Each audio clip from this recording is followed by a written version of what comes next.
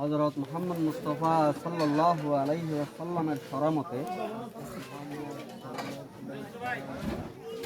বাংলাদেশ সরকারের বিধিমতে মজলিস সাক্ষীগণের সাক্ষাতে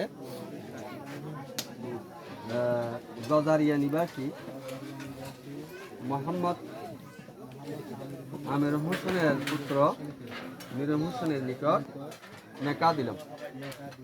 আপনি বলেন আলহামদুলিল্লাহ, আমি আমার নফসের হেফাজতের জন্য আমার জীবনের সঙ্গিনী হিসাবে আমি কবুল করিলাম। আলহামদুলিল্লাহ।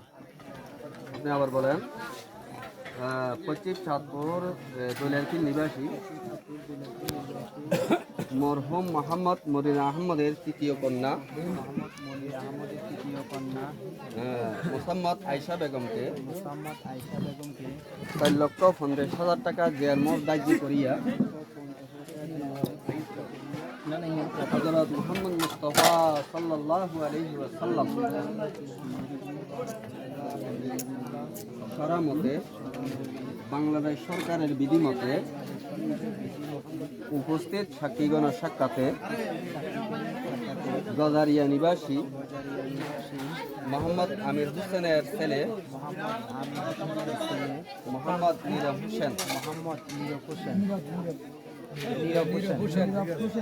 মোহাম্মদ নীরব হোসেনের নিকট নিকা দিলাম।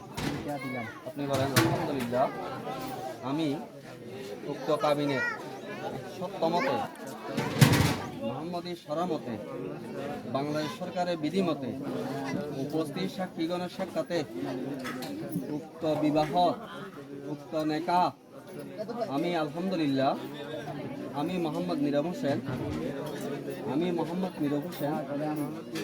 উক্ত নেকা আলহামদুলিল্লাহ কবুল করিলাম। কবুল কবুল কবুল। ইন্নাল্লাহা ওয়া মালাইকাতাহু ইউসাল্লুনা আলান নবী।